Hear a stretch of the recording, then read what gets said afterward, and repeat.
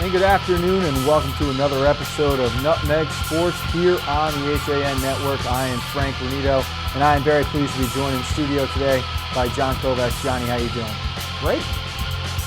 So obviously since John is here, we're going to be talking about football, but that's not all we have on tap. We're not talking about Pokemon? No Pokemon Go on this show just yet. Not until Eric can figure a way to get one right into the middle of the HAN Network logo. It'll come. We have also got a preview of the Babe Ruth State Tournament coming up, which we will be covering live for semifinals on Thursday and the championship on Friday. And John, I was hoping to have you in here yesterday to recap Grip and Rip It after we covered it this weekend, but we were very lucky to be joined by Casey Cochran, and what an unbelievable interview. I was so moved listening to Casey. That young man has a very important story to tell, and he tells it very eloquently and very personally. And it's really, you can tell, really a no BS revelation by him of what he's gone through since suffering these 13 concussions, the title of the story that he wrote for the Players Tribune. My heart goes out to him and my hat is off to him because what he is doing is important to both the people who are suffering from post-concussion syndrome and the game of football. And we talked about this yesterday. The way he's doing it, though, is so appropriate. It's not attacking football in the sense that it can't be played anymore. In 20, 30 years, this game won't exist because it's just too dangerous. He's working from the side as a football player, almost saying, there are ways to protect these kids. There are ways to do this right and elongate careers, especially at the youth level, which I thought was so important. You've played and coached. I've played and coached. Casey's played and coached. The people who are inside the game have to take ownership of it. And if they truly love football, do what needs to be done to prolong this. There are too many good life lessons. There is too much to gain from playing football to lose it to concussions, to lose it to serious injuries. And I'm not downplaying concussions. I'm not downplaying the importance thereof. But it's been cyclical. When I played back in the 80s, it was knee injuries were the huge concern. Then it was neck injuries back in the late 80s, early 90s. They've found ways, they've changed rules. The game has evolved. And this is another step in the evolution of the game. And I think it will be a huge step. I think it will be a game-altering step. But I think we need people like Casey. And I think the most important lesson from what he said yesterday was to tell kids, if you don't feel right, or if you see a teammate who doesn't look right, don't be afraid to ask, hey, are you okay? Don't be afraid to go to your coach and say, hey, my head hurts. I need help. I'm a little confused. Err on the side of caution. Don't take risks. And I think that was a point that he made and made it very well. The other being the age at which we start people playing football. And I'm curious as to your thoughts on his statements there that some of these younger players really don't have the neck strength or the physical development to take the hits. And I do agree with it completely. I actually didn't start playing football until the 7th grade. I don't think I ever stepped on the field until I was in halfway through the 8th grade. And a lot of towns are shifting towards going flag football as early as 3rd grade, and you'll see many kids taking that path up until about high school, and I think that's the way to do it right now. I honestly think if we do that, we're going to have a better game. Oh, I agree. You're learning the X's and O's, you're learning the game the right way, how it's supposed to be played. We can teach a kid how to tackle. That's not an issue. But the problem is if they're trying to overcompensate for a lack of size and they're practicing bad habits tackling, and one injury is all it takes to just end a career much too soon. I think also if you take contact out of it at the younger ages, I think there's a lot of emphasis among, and I don't want to say this in an insulting way, but there's some guys who are just all about the hitting and the hits. I think if we make it a less contact, make it a flag game, I think we can teach the footwork better. I think we'll have better and crisper routes. I think we'll have better and crisper tackling when you get to that next level, because when you get hurt on a tackle, it's when you're overextended for the most part. It's when you're in a poor position to make the tackle. Whereas if you're playing flag and we're able to teach kids without putting them in danger to close, to shuffle, to get the flag and go through the steps that they need to to close the distance on the ball carrier without exposing them to injury, that when it comes time to play tackle football, their footwork is going to be that much better. Their explosion at the hit and wrap is going to be that much better. I think we have much more to gain if we wait on putting the pads on until a later age. And talking about the use of flag is a good way for us to transition here quickly, though. Again, it's Casey Cochran's article, 13 Concussions, can be found on the Players Tribune. You can see the full interview here on Nutmeg Sports if you go to the HAN Network On Demand section. But, John, we talk a lot about flag. The dust is settled now. We essentially had the biggest flag football tournament in the Northeast region this past weekend. And I got to ask you, what are your original thoughts now, looking back on that Grip It and Rip It tournament? I was very impressed with the level of play.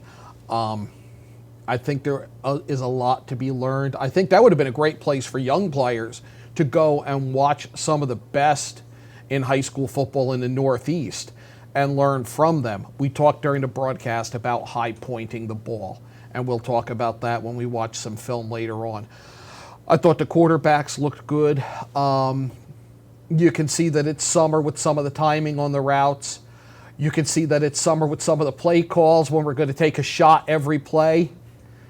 It's great to do. It's a lot of fun, but you're not going to succeed with it. I thought some of the pass defense I thought was very good. There's a lot of closing speed out there. And really a lot of great players that were on display. We've got some highlights right now that we will take a look at, and John and I will walk you through what we saw. Of course, Cheshire Academy came away on top, as we can see them on our screen right here. John, there were some phenomenal athletes on that Cheshire Academy team. That was Tariq Black. He's got 34. 34. All of Division I has basically offered him. What are there, 126 Division I schools, somewhere thereabouts? I think that's exactly right. And, you know, we spoke with Joe Buffard of Football University on Friday on Nutmeg Sports, and he talked about how Tariq will be the first Connecticut player in the All-American game, or the Army All-American game, and I think he said since 2009 it's been a while. Oh. It's been a while. But I was very impressed, particularly on that out that he ran. The catch and tuck was something to behold. This here is New Canaan on the screen. We talked with Coach Marinelli, we'll see that a little later on in the show, about the quarterback issues they had going on. John, New Canaan, one of 7 FCIAC teams there. I don't know that they impressed, but there were glimpses of hope, I thought. I think they progressed, and I think that's the important thing. And you talk about quarterback issues, and I don't know that I call them issues. If you've got 3 people vying for starting quarterback in July, that can be one of 2 things. It can be I've got a lot of talent, or I don't have any talent. I think in New Canaan they have a lot of talent, and it's a matter of who's going to rise to the top. I wouldn't call it an issue, more as a kind of a numbers game. And so we're seeing footage here from early Saturday morning. Of course, Saturday there was the playoff double elimination bracket that took place all day. You had 8 fields going on throughout the day. And while this was going on, John, you and I had a cool setup. We threw a GoPro on my hat as I was helping out coaching the New Canaan secondary here. So we can take a look at this footage. And for me, this was a really cool experience to come back and watch this later in the day and see what it was like, or how I go about coaching my kids. Yeah, it's something that I really felt like was an interesting way to give the viewer a look into what we both do. As I coach at Ludlow, you coached at New Canaan, and because of the CIAC rules, because you're now full-time here, you could coach in this. And I think we were able to give people a feel, A, for how passionate you get, even here in a 7-on-7, but B, the interaction with the kids. And I think there's the old NFL films image of the coach in the player's face. But you see here, and I think it's coming up right here, where there's a blown assignment and you're talking to him. I think it's coming up later on in this series. There's a bad assignment, and you walk up to the player and you talk to, this is what happened, this is why it happened, and this is how we're going to prevent it from happening again. And that's how you build the trust. The other thing I saw that I really liked, and it's something that I try to do, is I want the players' input a little bit. I'll call my guys, and I'm trying to think of how to say this without offending anybody. I want some players' input. You learn who you can rely on for accurate information. And hey, can this work? Hey, what should we run? And if you watch this with the sound, which you can see in Saturday's coverage, you'll actually hear Frank interact with the players. You'll hear him at, hey, is quarters work? Can you hear? And there's a football discussion going back and forth between the coach and the players. And we do that, and I think that makes for a good coach. I think that also makes for your next generation of coaches. Well, and something that it occurred to me when I was a player. I was never the biggest guy. I was never going to be able to win battles by size. You hear that term football IQ. You want to have players with a high football IQ, and those are the kind of kids that you really want to relate with on the field. Those are the kids that you're going to talk to. As we look at some of these other players from this tournament, you have Daniel HAN player Nick Leone. He's a linebacker for that school. He's a guy with a really high football IQ. That's someone you can have a communication with. But you're right, we're dealing with a generation, John, and I noticed it too in coaching. I coached at the college level. You do a little more screaming there. You get more talented players who think they can get away with skill. At the high school level, it's kids who are starting to really understand the game and all the pieces of the puzzle and how they fit together. You have to nurture that understanding or you can turn them off. You also know different players react in different ways, and you know who to. And I'll be honest, I've been a screamer. I've been an in your face, but I've also known when you see a look in a kid's eyes, and all right, I better downshift this 4 or 5 speeds before I talk to him. We're just going to play quarters. And you end up having an intelligent discussion. The important thing is to pick the kids up after a mistake. It's very easy to pile on, and I think you hear that a lot from behind you in the stands. You've got to pick these kids up because you need them the next play. And you're right. A lot of coaches, they get that reputation of, oh, they're just screaming. They're screaming and screaming for the sake of screaming. What you don't see is when they take them over on the side, then the arms around the shoulder, and it's, hey, I yelled at you for this reason. I know that you're better than this, and I need you to live up to that expectation. But it was a very, very cool experience and process to be a part of. It was a blast to get to do that, especially at this tournament, and we had a tremendous time calling the tournament. We're going to take a quick break here on Nutmeg Sports, but when we return, we'll have a look at some of the interviews we had with players from Greenwich and Darien High School, as well as the founder of the Grip It and Rip It tournament at New Canaan, the head coach, Lou Marinelli, right here on Nutmeg Sports on the HAN Network. For more than 50 years, Triple S has been Fairfield County's expert service for carpet, upholstery, and drapery cleaning. We provide the best in repairs and in-depth restoration, understanding fabrics and how to properly clean and restore them. Our staff will come to your home to clean your wall-to-wall carpet to perfection. We can also pick up your fine carpets and bring them to our facilities. With locations in Norwalk, Stamford, and Stratford, Triple S will get the job done fast, big or small. At Triple S, you can count on our people as well as our cleaning. Find us at triplesclean.com or 203-847-8000. I really wanted something that felt like a home. Coming from a big house, I wanted the feel of a home as opposed to a condo. My property taxes on my single-family home were close to $20,000 a year. Now that I've downsized and I'm in a townhome, and because of the condo tax laws, my fees have gone from $20,000 down to about $5,300 with the star exemption. There is no other townhome that compares in the area. This is where I want to be. Have a sports injury or a slip and fall that needs immediate care? Coastal Ortho Express Urgent Care gives you direct access to an orthopedic specialist fast, without an appointment. Biking, golf, tennis, soccer, whatever the sports injury is, sprain or fracture, Coastal Ortho Express can help. Coastal Ortho Express Urgent Care, open Monday through Saturday, now in 2 locations. The iPark building at 761 Main Avenue in Norwalk and 36 Old Kings Highway South in Darien. Or go to coastalorthoexpress.com, like them on Facebook. I'm Denise DiGregoli, the host of The Drive on the HAN Network. Join me Tuesdays for some motivational, intelligent talk with a little humor as we visit with people who live their lives mindfully. Tune in to The Drive live on Tuesdays, 12:30, here on the HAN Network. I'm Kate Chaplinsky. Join us for Coffee Break, weekdays at 11 to get the latest Connecticut news, weather, high school sports, and more. News doesn't get any more local than on Coffee Break on the HAN Network. And we welcome you back to Nutmeg Sports here on the HAN Network. Frank Granito and John Kovach in studio today, putting our final bow on the Grip It and Rip It tournament from this past weekend. And John, we talked about the tremendous athletes of Cheshire, the great tournament run they had. Give credit to Brunswick making it all the way to the championship. There were 7 FCX teams that were at this tournament. Let's talk about them for a little bit here. What I saw, they looked good. They looked solid. They did make it deep into the tournament. They fell short at the end. But who they fell short to? Cheshire Academy and Choate, both with postgraduate students, and Brunswick, which is also private. None of them are CIAC schools, so they could all be coached during the tournament, which could not happen with a CIAC sanctioned school. They can also draw from anywhere they choose, and that's why they have multiple players with multiple Division I offerings, whereas the public school has who's in that district. Gave you impressive football, but you got to remember that you're dealing with a best of, kind of I don't want to call it an all-star team, but you've got a combined team there. But Greenwich, I thought, surprised people, knocked off Darien. Norwalk knocked off Fairfield Prep. I think that was a result that got lost in all of the teams that went deeper in the tournament.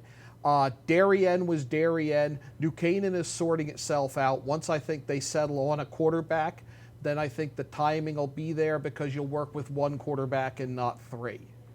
And you bring up a good point. We know about Darien, Greenwich, and New Canaan. They're going to be the 3 big dogs, and they'll take care of what they need to take care of. But Norwalk had a great tournament. You're right, and I thought that was a huge upset over Fairfield Prep.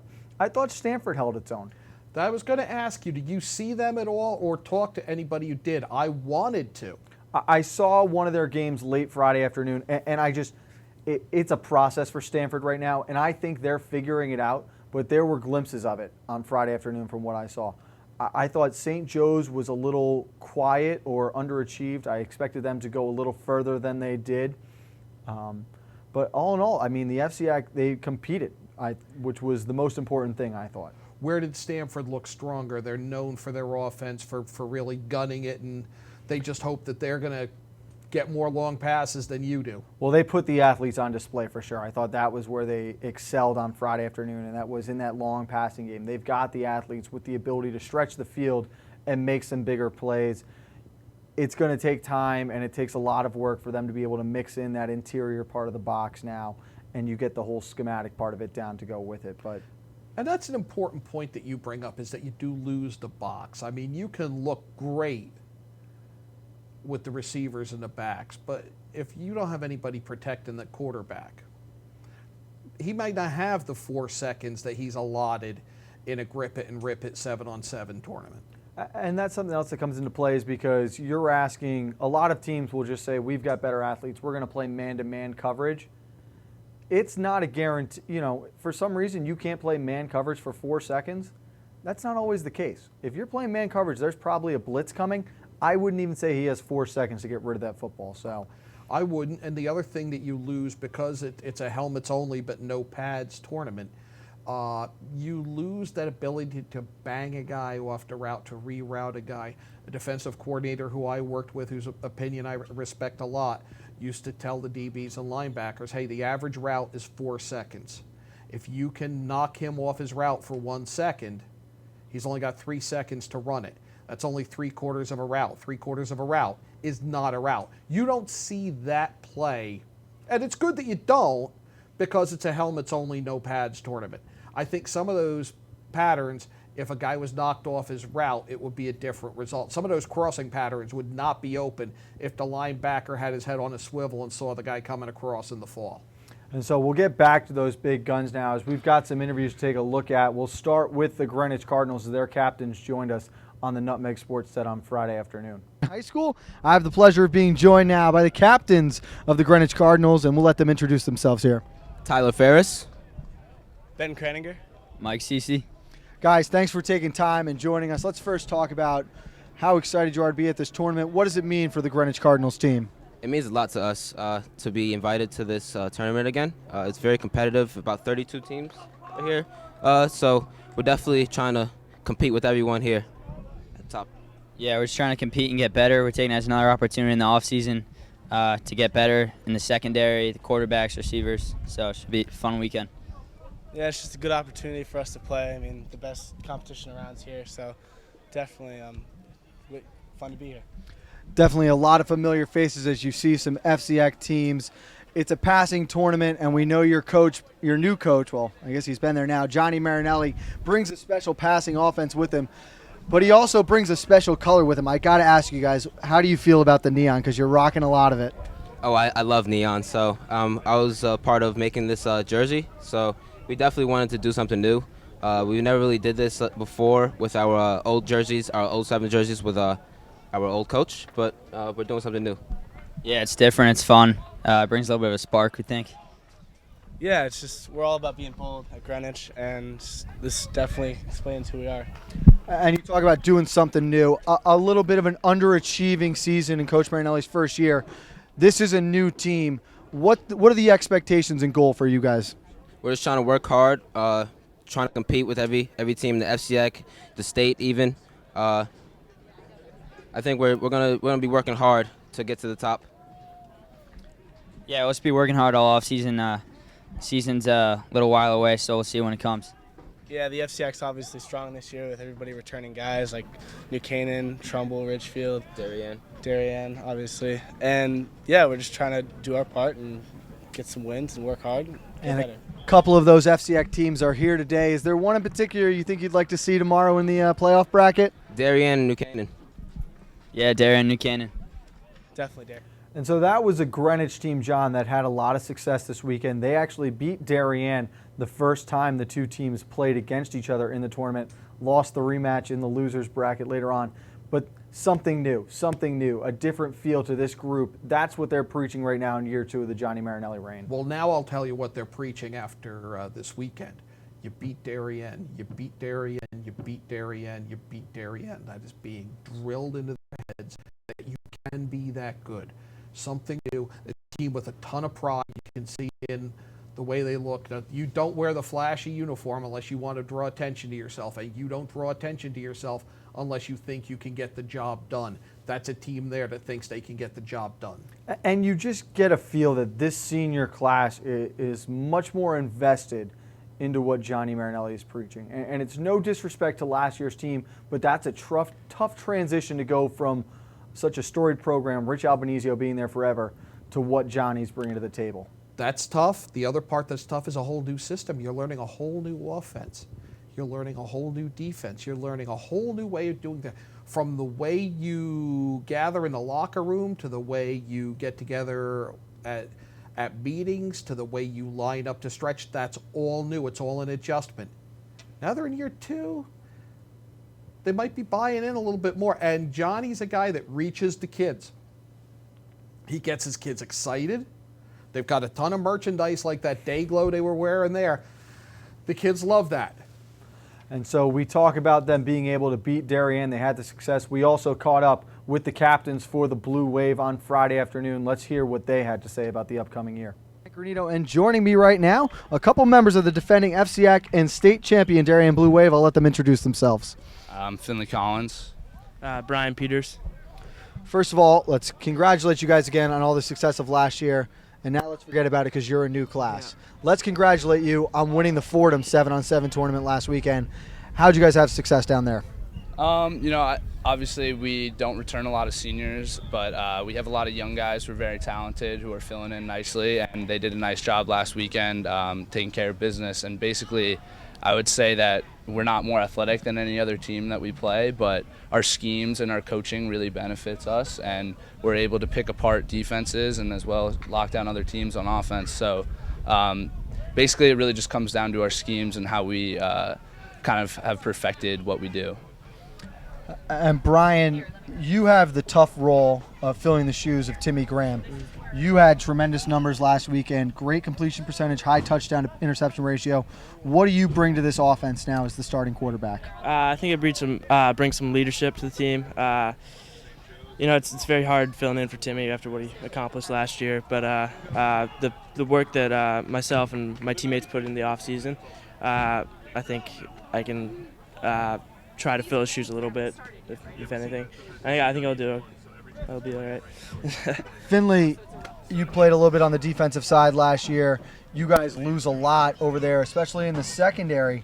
How are you going to be able to rebuild that unit? Well, we got a lot of great athletes who are in the grade below me, and they, although they might not have the most experience at the varsity level, they are extremely talented.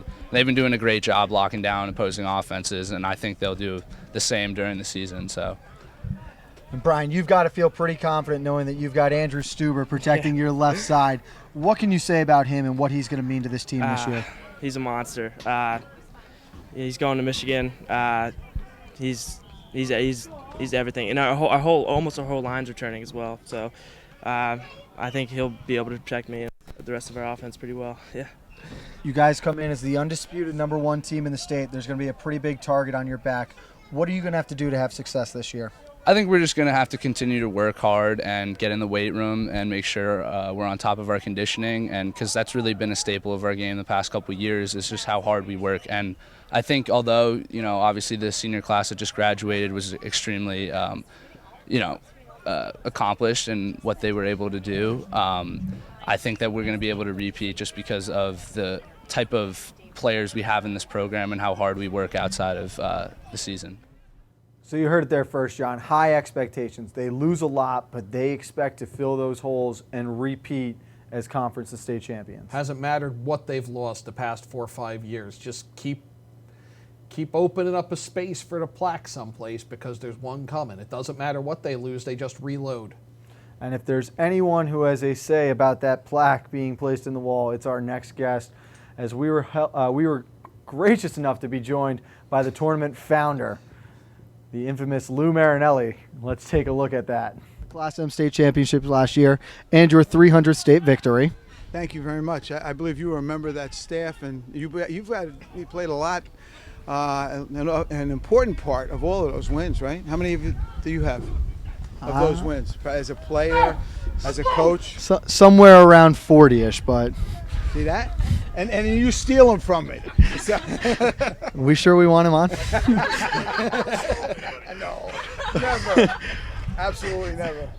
But Coach, you really were the founder of this tournament back in 2008, the first year. What started with 4 teams. Right. With the help of Johnny and Chris Silvestri, you guys have now expanded to 32. How has all of this been possible? Well, mainly because of Johnny and Chris Silvestri. I mean, they've done all the lion's share of the work. And if you look around here, if you drive into the campus now and you see all these kids playing, and I mean, this is great. This is exactly what you want to have happen. And we'd even like to expand it further if we could.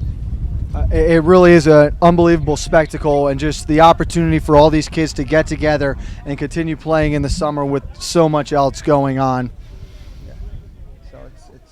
It's been great. It's wonderful, and to see all these guys, and it's Chris Silvestri said it in our meeting with the coaches. It's almost like a reunion we have every year because we have so many repeat guys. We have a few new guys, but we have teams from Canada coming down, upstate New York, different parts of Massachusetts, and so it's great. It's great. It's a lot of fun. Coach, you have more teams sign up for this than you can fit usually? Yeah, well, we had to cut it down, unfortunately. Hopefully when we get the new fields and stuff, we can really expand it. And then if the fields committee would acquiesce a little bit and give us sacks, I mean, we could really do a good job out of it. You could get another 3-4 games over there. Oh, absolutely. So, we'd like to expand it. We'd like to be the tournament in the East Coast, and that's what we're trying to do. So, and I think people that come enjoy it, and that's why they come back. What are you most interested in seeing over the next 2 days? Well, as you know, you may have heard, we have some kind of a quarterback controversy going on. So, we're trying to see the quarterbacks throw. We're trying to see our receivers catch, and we're trying to get a feel of really what we have. And it's all a process that we're going through to see what kind of team we're going to have. What do you pick? And so a lot of fun hanging out with Coach Marinelli. My former boss, and so much more, but that'll be on your desk in a week. You know that. It's going to be my new Gmail picture. But so, John, he talks about how they went from 4 teams to 32 by this year's tournament. He wants to expand upwards close to 50. What does he just mean to Connecticut football in general right now, everything that Lou does? I mean, one of the deans of Connecticut football, probably the dean of FCAC football at the moment. He's there's things that don't happen without Lou Marinelli. A number of things, things people don't know, don't happen without Lou Marinelli. I have a tremendous amount of respect for him. I think he does a great job, and I think it shows in the success of that program. And really just never a dull moment with Lou. It's always a blast, and it was so much fun to be a part of the tournament this weekend. So we thank him and all of his staff for being such great hosts to us. We will take one more break here on Nutmeg Sports. When we come back, we'll get our first look inside the Babe Ruth State Tournament, which we'll be covering live on Thursday night here on the HAN Network.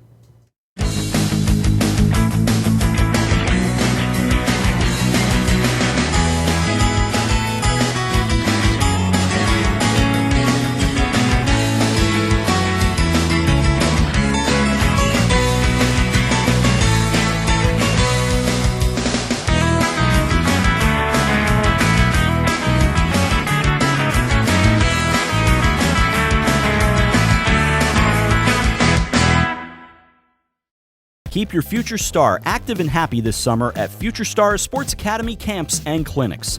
The Academy is offering sessions throughout Fairfield County. Sign up for a week of basketball, cheerleading, football, or a multi-sports camp. At Future Stars Academy, children learn the fundamentals while under the supervision of qualified coaches. And what sets the Academy apart is its special Lessons of Life sessions, teaching values and focusing on building self-esteem, friendships, and honesty. Located at Sports Center Connecticut in Shelton and in Sports in Trumbull. Register online at futurestarssportsacademy.com. Warm weather, light breezes, boats are in the water. There's no better place to celebrate summer than the Dock Shop. Whether in Darien at 51 Tokenique Road or Westport at 609 Riverside Avenue, the Dock Shop is where you'll find everything you need to kick off summer. From the latest summer apparel to the newest fishing tackle, the Dock Shop will help you get the most out of your next beach day or harbor cruise. At the Dock Shop, you'll find a wonderful selection of items made in the USA and right here in New England, all with a distinct nautical flair.